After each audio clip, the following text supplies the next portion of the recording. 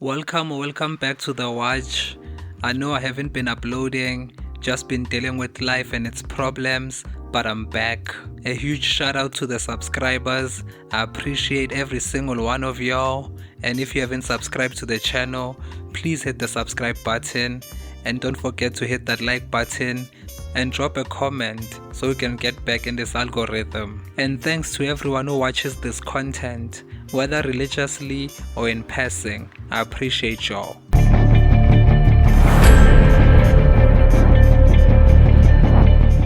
The South African National Defence Force comprises of the Armed Forces of South Africa. The Chief of the South African National Defence Force is appointed by the President of South Africa from one of the armed services. They are in turn accountable to the Minister of Defence and Military Veterans of the Defence Department. The military as it exists today was created in 1994 following South Africa's first non-racial election in April of that year and the adoption of a new constitution. It replaced the South African Defence Force and also integrated Umkhonto weSizwe and the Azanian People's Liberation Army guerrilla forces.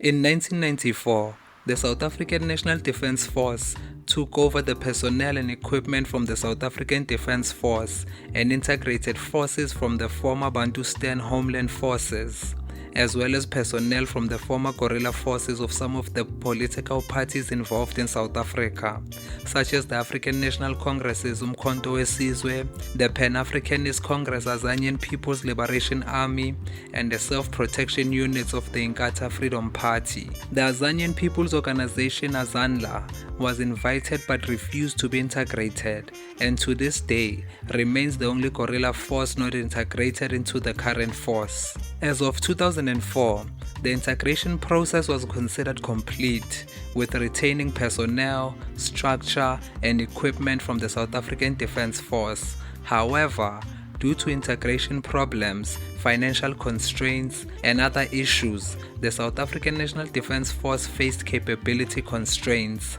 The South African Commando system was a civil militia active until 2008. Based upon local units from the size of the company to battalion. In its final years, its role was to support the South African Police Service during internal operations.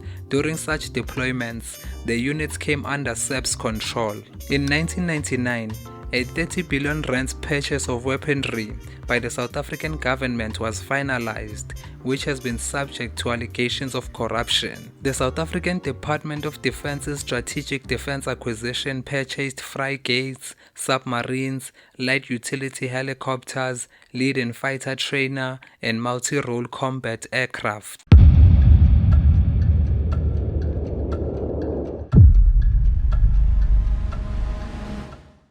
Again, questions are being asked about what could be the solution to the state of the South African National Defence Force, which is said to be in decline.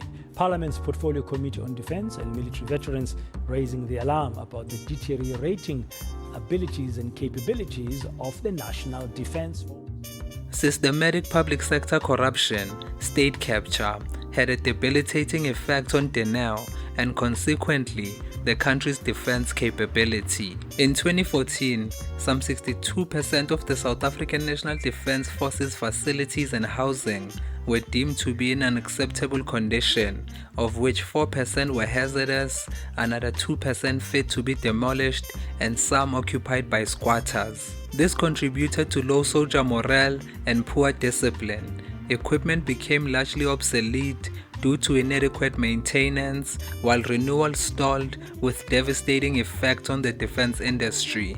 According to the Department of Defense's 2014 Defense Review, the South African National Defence Force was in a critical state of decline.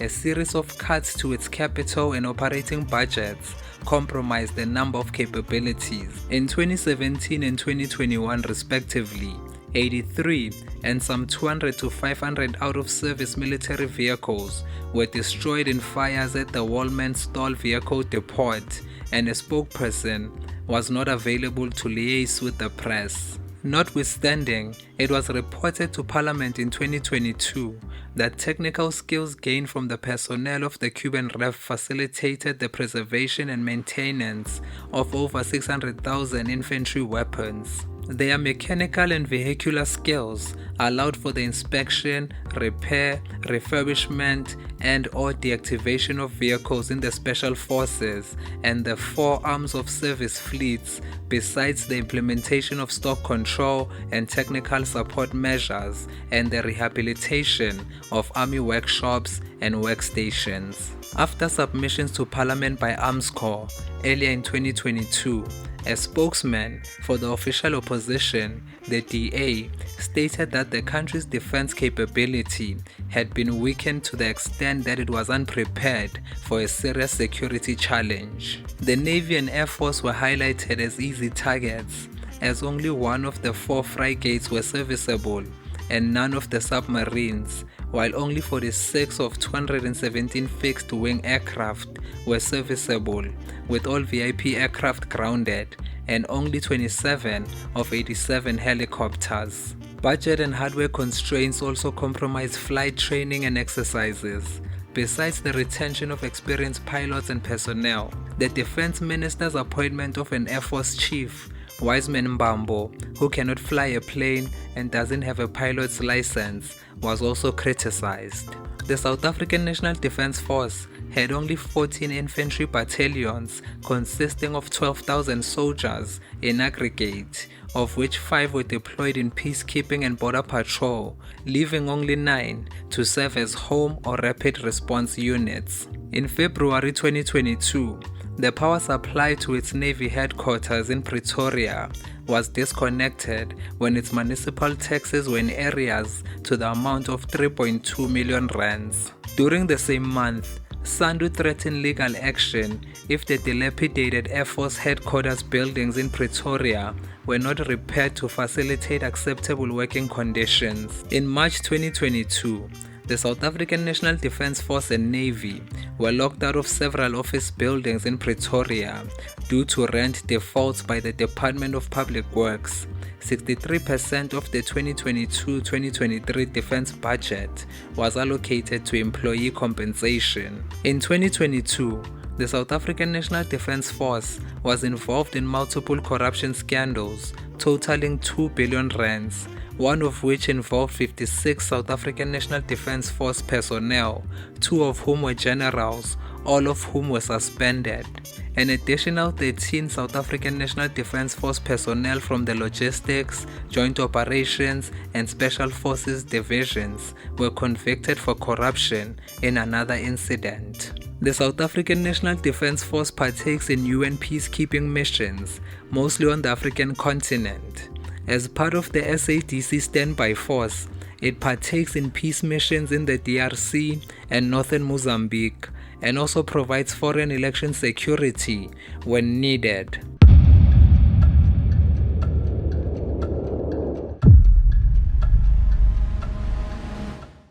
The South African Defence Force has come under much scrutiny in the last few months as it sustained fatalities and casualties during its peacekeeping operations in the Democratic Republic of Congo. The Sandf has about 70,000 personnel and boots on the ground, both domestically and across the region. South African National Defence Force Lieutenant General Ntshavheni Maphaha has accused government of running a Mickey Mouse Defence Force. This comes after 14 South African National Defence Force soldiers, as part of a United Nations peacekeeping force, were killed in clashes between Democratic Republic of Congo armed forces and the M23 rebels in January 2025. The remains of the soldiers were only handed over to their families at the Swartkop Air Force Base in Centurion following a long repatriation process. He indicated that South Africa should be one of the most feared nations on the continent, but it is reduced to minnows due to underfunding of the military. You cannot be a big brother if you cannot wield a stick to make people afraid. Constitutionally, the South African National Defence Force is mandated to protect and defend the country. A lot has been said about the South African National Defence Force of being not equipped, and the fact that South African borders are porous because you, the politicians, have decided you want a Mickey Mouse Defence Force. Responding to the outcry, EFF MP and member of the Portfolio Committee on Defence, Carl Nihas, indicated while underfunding of the military was a factor, the issue was far too complex. In addition, the issues are far too complex as there are serious corruption issues at the South African National Defence Force. The General is correct to complain about underfunding, but underfunding is not the only problem and does not absolve the General and the rest of his officers from managing the limited resources that are available to the South African National Defence Force.